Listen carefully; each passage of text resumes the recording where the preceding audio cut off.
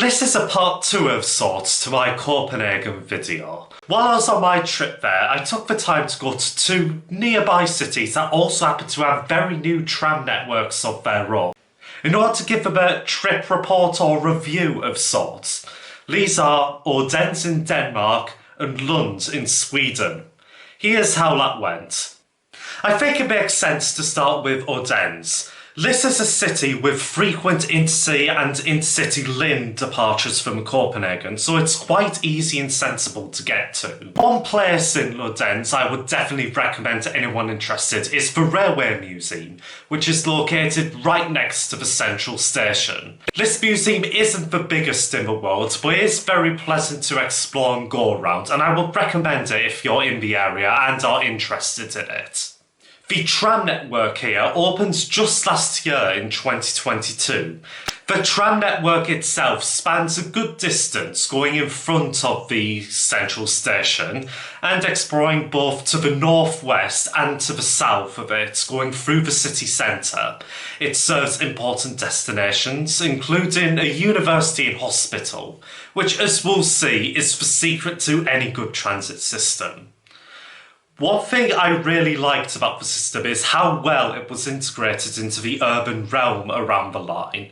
There's some really nice stonework on the tracks, some nice greenway meridian lines. This is definitely one of the nicer looking brand new tram lines I've seen in a while. The trams themselves are pretty standard Stadler Variobahn systems, which you may recognise for their use in London in particular. The tram interiors themselves are very standard for modern tram standards. I will note that each of them have a unique poem next to the driver's cabin, so that's something neat. It incentivises you to get on as many different tram models as possible and get out exploring, which I think is a good thing for the city. My big problem with the Odense tramway is the ticketing system.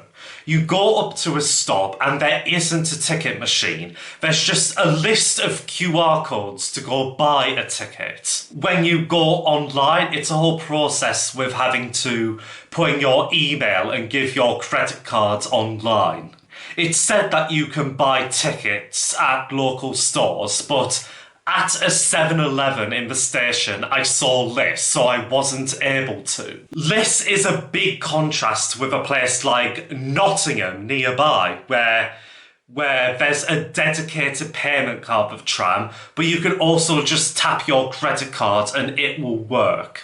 Overall, if you are going to Odense, I highly recommend that you get a rice cup for the discount and the ease of tapping in and out. I was disappointed with this ticketing system. It's good to have digital payment, but that shouldn't come at the expense of just being able to walk up to a tram and being able to tap in and go on it.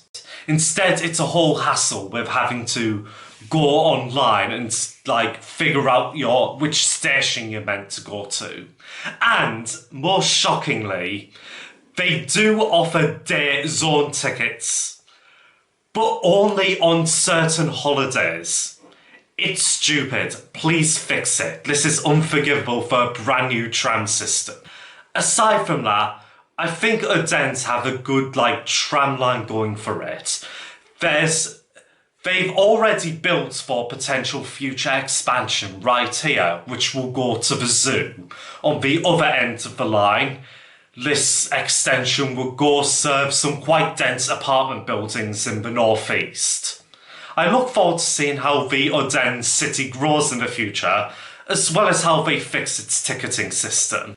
The other tram system I went to, of course, is Lund. This is another brand new system that opened right at the end of 2020.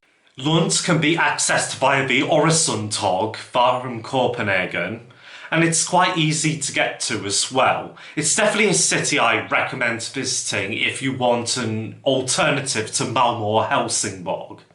The tram starts at Lund Central Station and it goes all the way northeast out to the edge of the city where there's some major new mixed density developments going on, as well as some scientific institutes that are being built as well.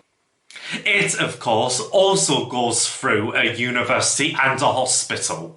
What transit system doesn't? Like with Odense, I was quite impressed with how it integrated into the local cityscape. There's some good greenway building going on. It integrates quite well into some of the local landmarks, such as this church, which did remind me of what I saw in Odense. And on top of that, it integrates into the local bus service quite well.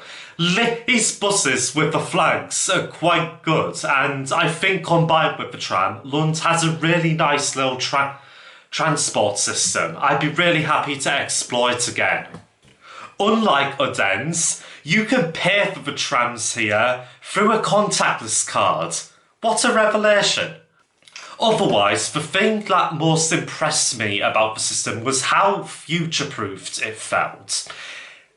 Right after the hospital and university part, it goes through this rapidly growing area with this really picturesque modern streetscape going right through it.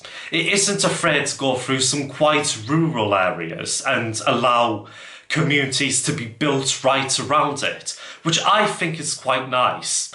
I think this modern architecture looks really good with how varied it is while the tram goes right down the middle of it. I can't wait to see what it will look like once it's complete and more lived in. At the very end of the line, it goes to these major scientific centres, which is also where the depot is located. This tram has a really unique character that I've never really seen elsewhere, and I'm kind of absolutely in love with it. This is maybe my favourite brand new tram system I've seen anywhere in the world.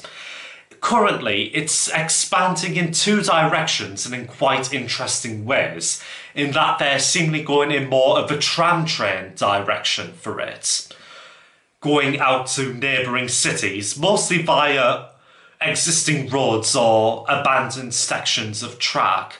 I'm really interested in seeing how this will go in the future.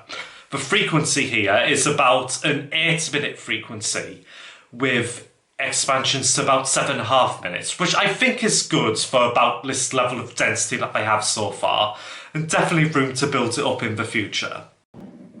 These trams also, like Odense, have a bit of unique history written on each one, which is another good incentive to try and get on as many of the trains as possible. I will also note that these are the first city trams I've seen that have USB charging ports in them, which is a fantastic little amenity that I definitely found useful after a long day of walking the line. Overall, these are two brand new tram systems that I was really happy to get a good look at on these days. I think Lund is the clear winner of them, both in how the land around them is being used, the amenities of the system, as well as how it will uniquely expand in the future. I would definitely recommend checking these cities out if you're interested in the area. They're a great example of small cities that have taken a bet on tramways with great potential to expand in the future, and I look forward to seeing what they'll do. Thank you for watching.